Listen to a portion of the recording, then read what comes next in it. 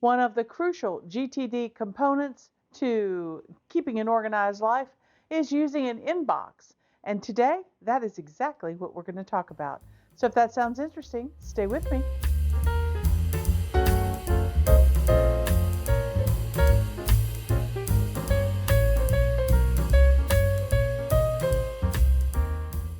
Well, hi everyone, this is Crystal from A Crystal Clear Life, where we focus on planning, organizing, and living a more simplified life.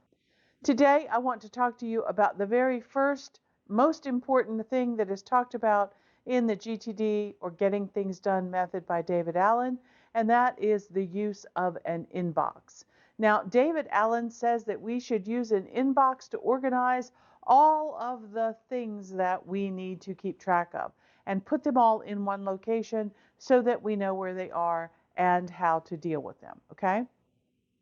So I'm going to give you today a few examples of different inboxes that I use around my house and what they might be for, and how they might make things a little bit easier for me, okay? All right, well, let's get started. First of all, on my phone, this is probably the inbox that I use the most. And so let me show you the inbox that I have on my Android phone. So one thing that's very important for me on my phone is when I go to OneNote, you can see here that I have my inbox pinned right here at the top.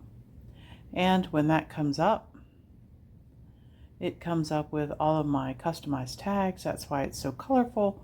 And if I want to add something else in there, say for example, if I have another craft task, I can say organize scraps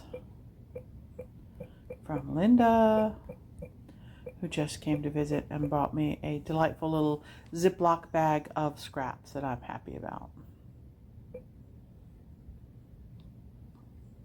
So I can keep everything there, including things like, screenshots for the order that we put in, for my cousin's funeral and all of those kinds of things. So that works really great.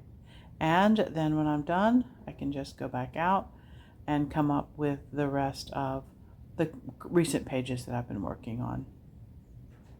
So you can see how much I use that inbox. I keep it pinned right to the top of my recent used pages because I will put everything on that page.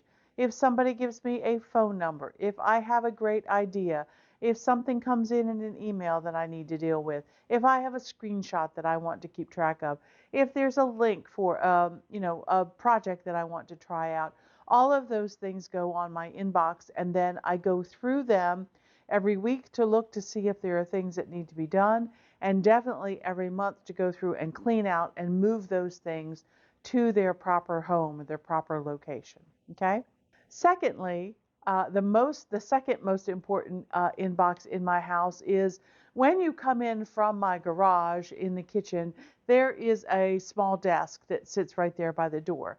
And the middle drawer in that particular desk is my bill drawer. I call it the bill drawer, but really it's for any important papers that come into the house. So it might be receipts from a doctor, lab results, that kind of thing. It might be bills. It might be theater ticket things that I want to look at. Anything that's important to me that is paper kind of goes in that particular drawer. And I know that when I get around to either doing the bills or going through that drawer once a week, those papers will be there. Okay? All right. When I started doing all of my budgeting and collecting receipts, and then my daughter became one of the people who was doing shopping and stuff for us, I decided that I needed a financial inbox. So in my office, and please don't laugh because this is something I made, I made myself an inbox that hangs on the wall. Now, this is just a standard wooden picture frame, and I just covered the back of it with a piece of burlap, and then I also took some burlap ribbon. If you can see here, this is just a width of ribbon. You can see right there, okay? And hold it up close so you guys can see that. And you see I just stapled it on there. And then on the front, what that did is that gave me a background of burlap, this top pocket, and then a second pocket, okay? Now this hangs right inside my office door. My little light switch is right up here. So when you come into the room to turn the light on, you're very close to this, okay? Now, what the concept is for this is for my budget inbox is any receipts for anybody who goes out and buys things, they can tuck them in here. And then when I'm going through once a week and updating my expense tracker, I know to come here, pull these receipts out, and then I can see, what's being spent, and I can log that in the expense tracker. Okay? Now, you're probably wondering what this remote is doing here and the thumbtack. Well, I have a very tall light that sits over my desk that is run by this remote, and the light that's on the light switch is way on the other side of the room. And so if I'm just working at my desk area, the light that is attached to the light switch does not really help me for work. So this remote sits right there, and when I walk in, I can simply push the button, turn the light on, and the thumbtack is here to keep the remote from sliding down. So if I had the remote in like that and somebody bumped it, it could very easily fall down in that little pouch. But with my little thumbtack there, it stays perfectly in place. So this is my inbox for my financial things.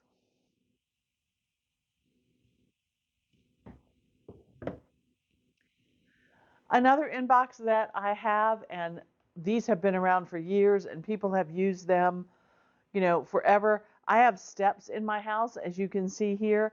So at the bottom of the steps, I like to keep a basket that serves as an inbox for things that need to go upstairs. So for example, this inbox has been sitting on the stairs, and these are the things it has collected over the last week.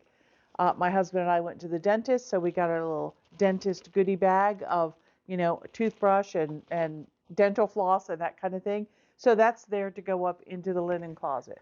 I was cleaning up the last of the Christmas presents, and my wool socks. You notice there's a pair missing because they're on my feet, and they're going upstairs to be put away. I also have a new purse that I got as a Christmas present, and it's going upstairs as well to be put away with the rest of my purses, okay? So this can be for my things, could be for my husband's things, could be for my daughter's things. Actually, my daughter has her own little inbox on the steps so that she can just quickly grab her things and take them with her, okay? So these stair baskets have been around for a long, long time, and I think they work great. I can either go through and scoop out all of the things and take them with me, or I can just grab the whole basket, take it upstairs when I'm going up, put the things away, and bring it back and sit it on the steps for the next time that I go up and need to put things away. All right? So this is my stair in basket. The last in basket that I want to share with you is this one. Now, it looks a lot bigger than it really needs to be, but it just happens to be the extra container that I had, and I decided that it would make a great inbox. This is an inbox for my craft room. So you see in here all kinds of fabric that has come into the house, okay? Let me go through a little bit and explain. I went down to the quilt store with my friend Linda, who was just here about a week ago, and I have a problem. I have a problem with fabric. So I bought some new fat quarters because I just think they're so pretty. And this happens to be a Christmas line. And I just thought it was really, really, really pretty. And then they also had these little black hearts, which I just think are adorable. And then I have a friend that wanted some coastal themed things, and look how pretty that piece of fabric is. So I'm going to make some bookmarks out of that for them. But these things need to be put away in my craft room. They need to go in with my Christmas fabric. This needs to be cut up and put next to the sewing machine so that I can start using it. And this will probably end up with my Valentine things because it has these beautiful hearts on it. Or it might end up with my black and whites. I don't know. But we'll see. Okay, so new things that I buy that need to be put away, go in my inbox.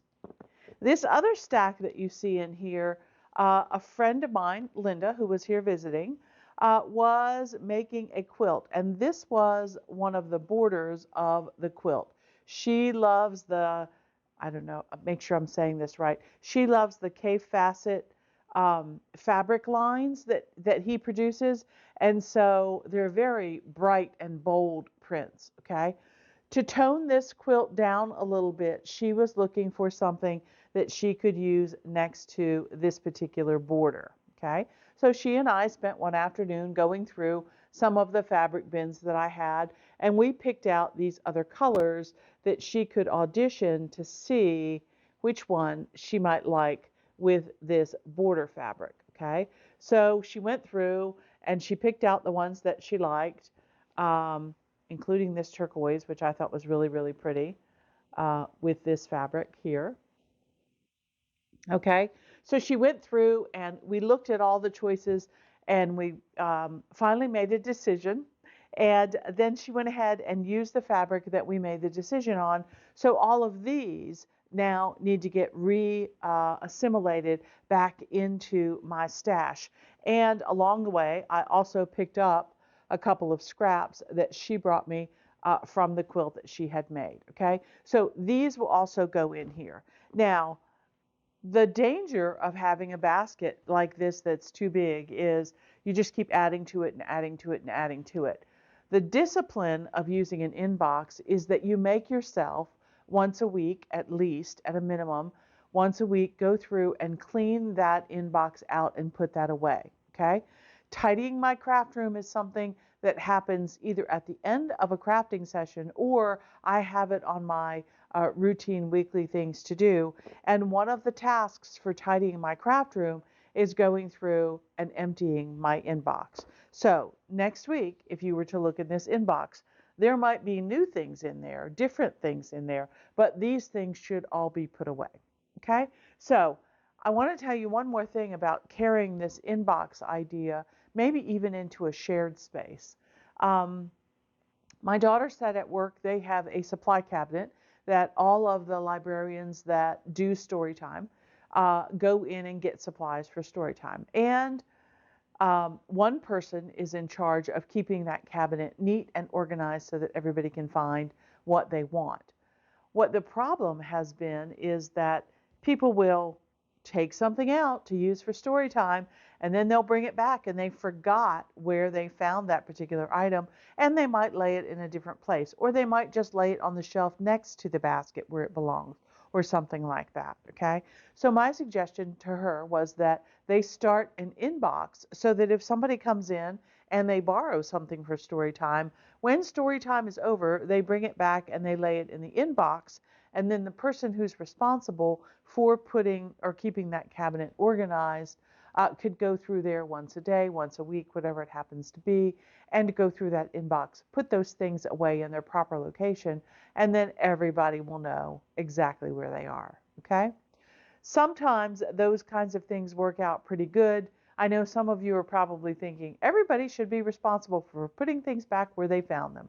Well, that's true, but sometimes that's just not how the real world works. And if you really, really have a shared space that you want to keep neat and tidy so that everybody can use it and it can be as functional as possible, sometimes it's helpful to have one person in charge of that area and to use an inbox system so that things get put back in their proper location.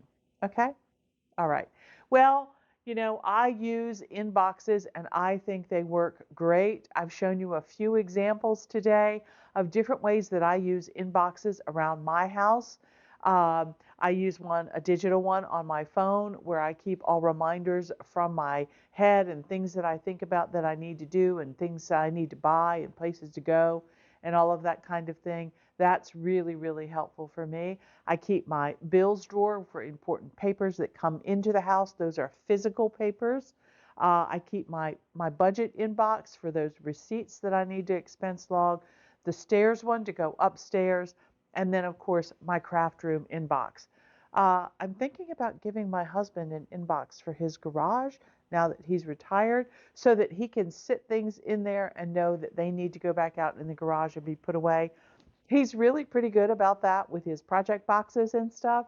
But maybe that's just another area where we might use an inbox around the house. Okay? All right. Well, thanks for joining me today. Please leave me a comment and let me know. Do you use inboxes around your house? If so, where? Where are your most important inboxes? And until next time, here's hoping that you can live a more simplified and organized life through better planning. I use inboxes. Until next time. Okay, bye.